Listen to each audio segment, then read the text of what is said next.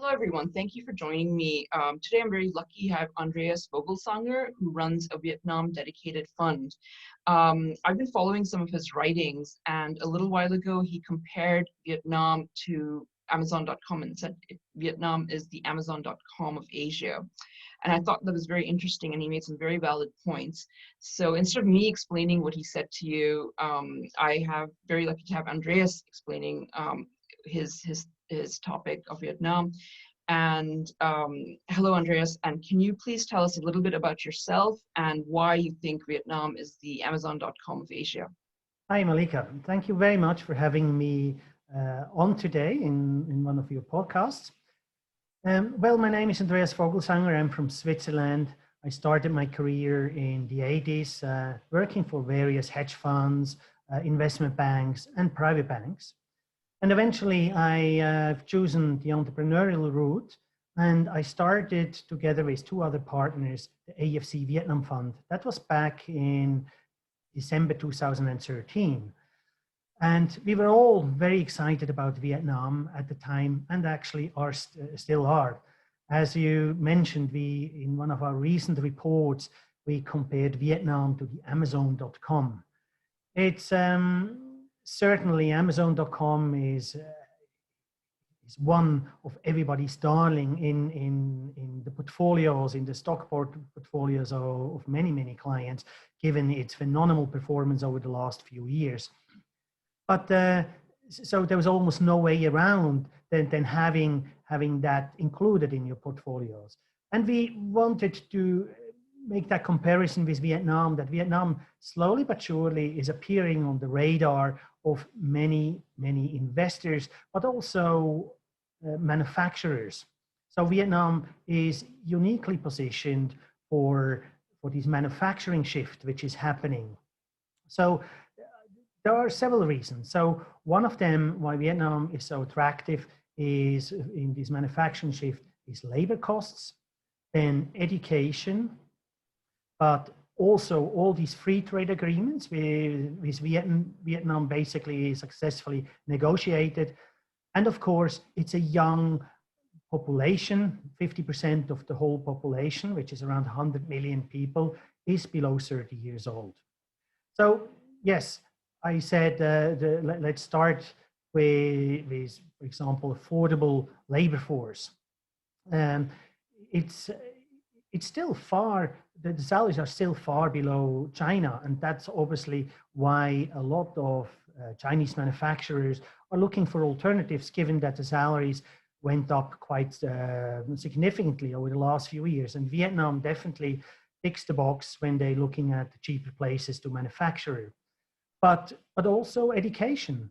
OECD does every 4 years a study where they look at education around the globe. They look at 15-year-olds, test them in reading, science, and mathematics. And Vietnam actually performs, or the overall score is on the same level as Switzerland or Australia. So it's very much on the level of the Western economies, with a high GDP per capita and where they spend a lot of money on education. Vietnam, on the other hand, is one of these outliers. I mean, they are on the same level in terms of education, but their GDP per capita is significantly lower. It's around 2,500 US dollar. So pretty low in comparison to countries like Singapore or Switzerland. But also, I mentioned free trade agreements.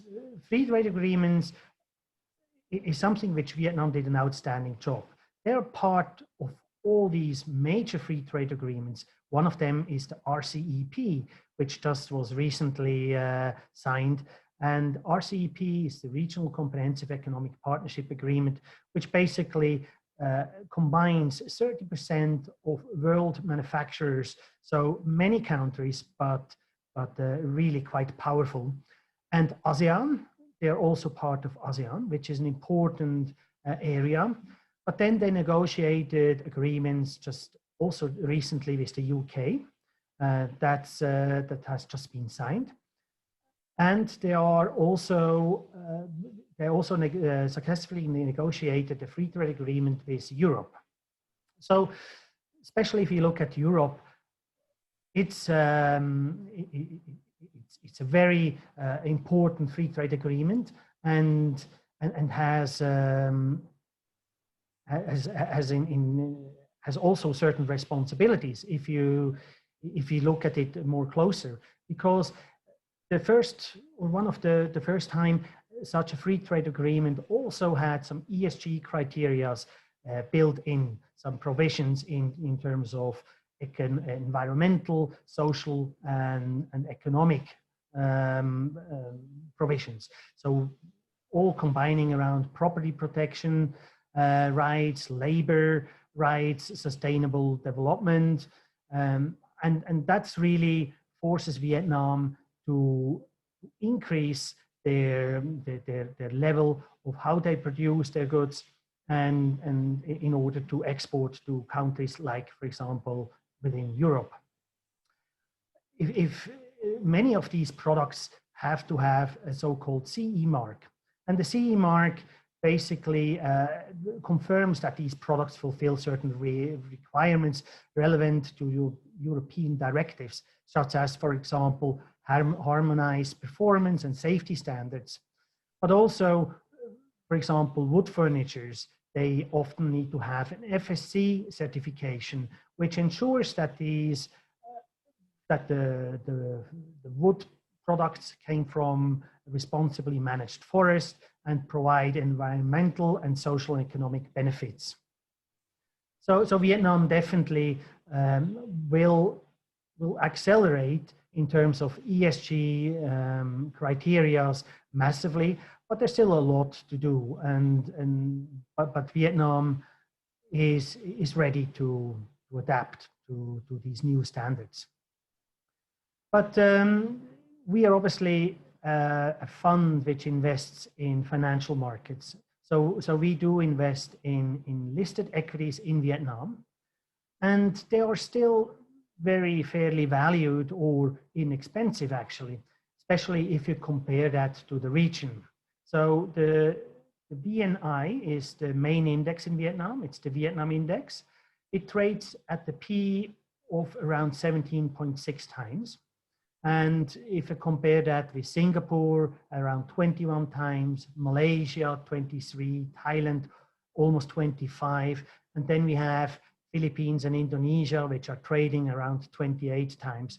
So Vietnam is still fairly inexpensive with 17.5 times. And if you look at the segment where we mainly invest in, which is small and mid-cap segment, there we find the P's around 13 times. And our portfolio, which we put together, has an average of around 8.6 times. And that looks fairly attractive, and we are fairly comfortable with that composition of that portfolio. So we really think Vietnam will have a long way to go. It's still a small economy. If you look at the overall market cap, for example, it's around 250 to 300 million versus Thailand, which is already at 600-700 million. So it's still small, but growing very rapidly. So I would say, yes, as a country, as an economy, it's now finally coming up in social media, in the press. People write about it. It gains in importance, especially, as I said, because it's successfully negotiated these various free trade agreements. The labor costs are still attractive. Valuations on the stock market are still inexpensive, and the population of 100 million is well educated, way above the average education if we look around the region. Thank you so much, Andreas. That was very enlightening, and I think it'll persuade a lot of people to look towards Vietnam. Thank you for joining me. Thank you very much for having me today.